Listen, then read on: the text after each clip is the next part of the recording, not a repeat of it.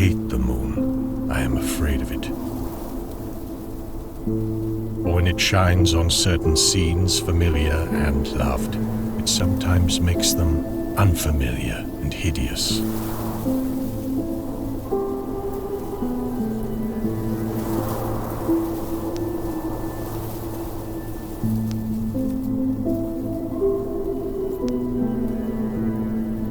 It was in the spectral summer when the moon shone down on the old garden where I wandered.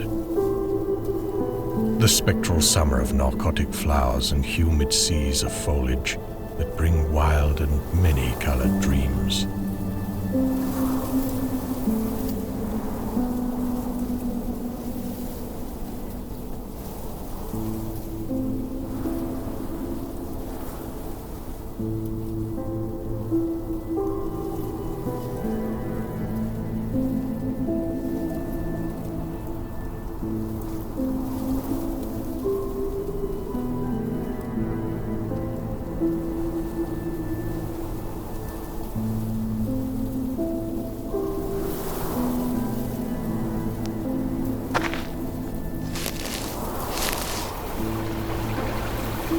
And as I walked by the shallow crystal stream, I saw unwanted ripples tipped with yellow light, as if those placid waters were drawn on in restless currents to strange oceans that are not in the world.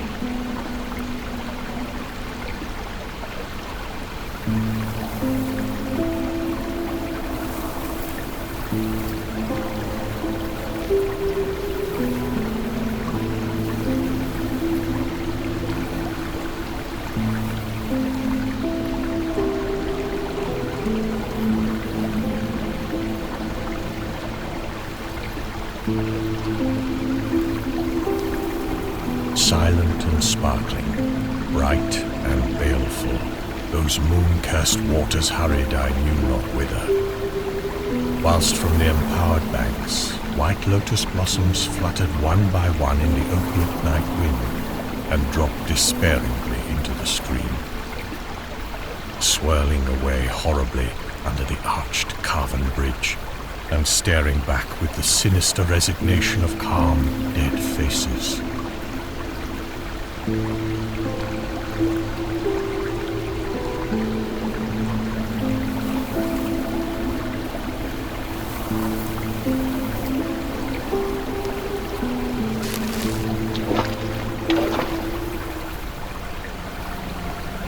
And as I ran along the shore, brushing sleeping flowers with heedless feet, and maddened ever by the fear of unknown things and the lure of the dead faces, I saw that the garden had no end under that moon.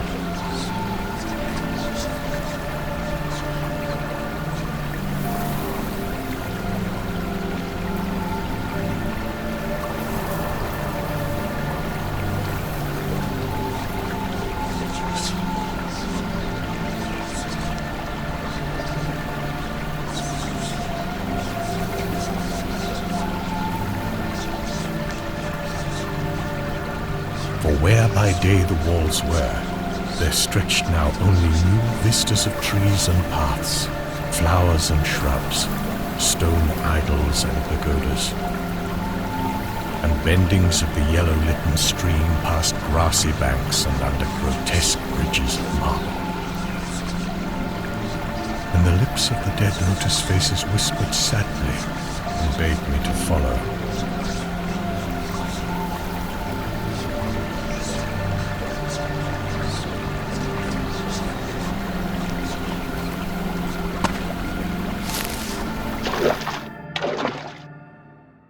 Nor did I cease my steps till the stream became a river, and joined amidst marshes of swaying reeds and beaches of gleaming sand, the shore of a vast and nameless sea.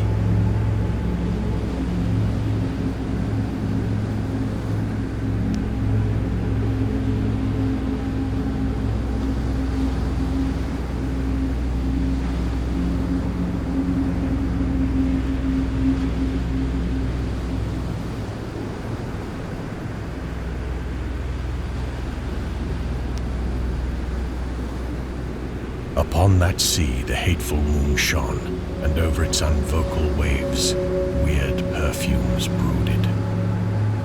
And as I saw therein the lotus faces vanish, I longed for nets that I might capture them and learn from them the secrets which the moon had brought upon the night.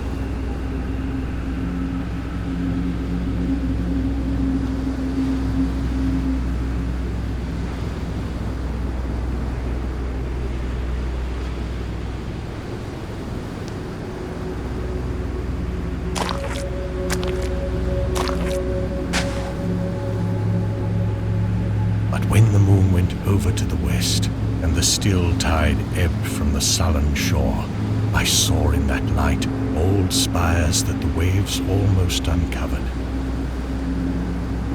and white columns gay with festoons of green seaweed. And knowing that to this sunken place all the dead had come, I trembled and did not wish again to speak with the lotus faces.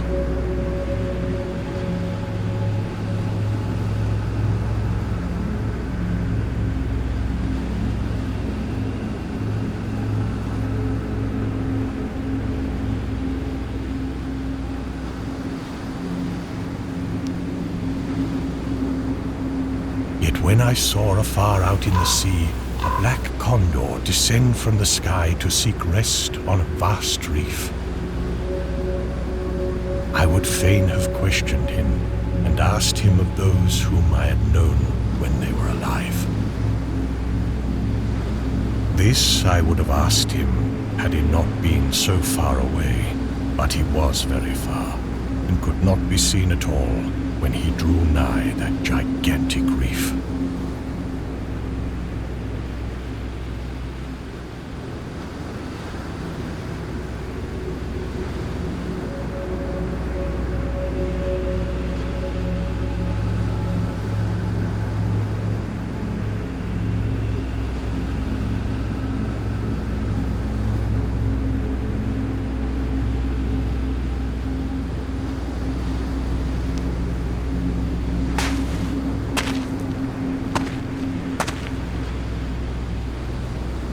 So I watched the tide go out under that sinking moon, and saw gleaming the spires, the towers, and the roofs of that dead, dripping city.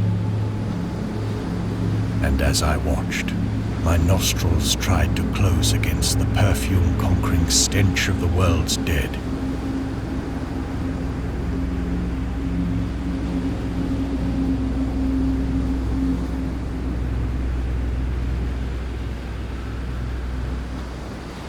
For truly, in this unplaced and forgotten spot, had all the flesh of the churchyards gathered for puffy sea worms to gnaw and glut upon.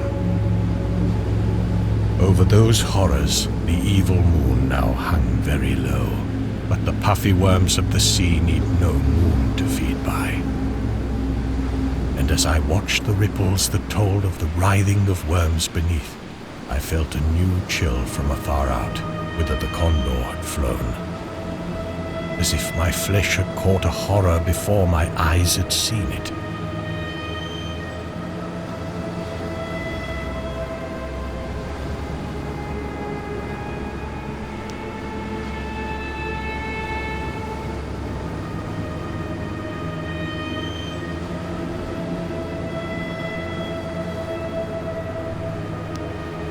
Nor had my flesh trembled without cause, for when I raised my eyes, I saw that the waters had ebbed very low, shewing much of the vast reef whose rim I had seen before.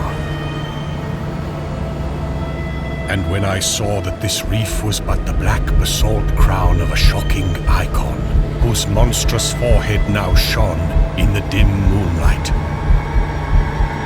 and whose vile hooves must pour the hellish ooze miles below,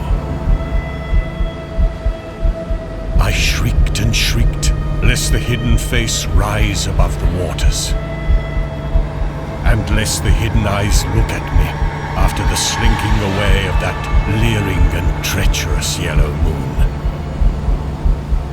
And to escape this relentless thing, I plunged gladly and unhesitatingly into the stinking shallows.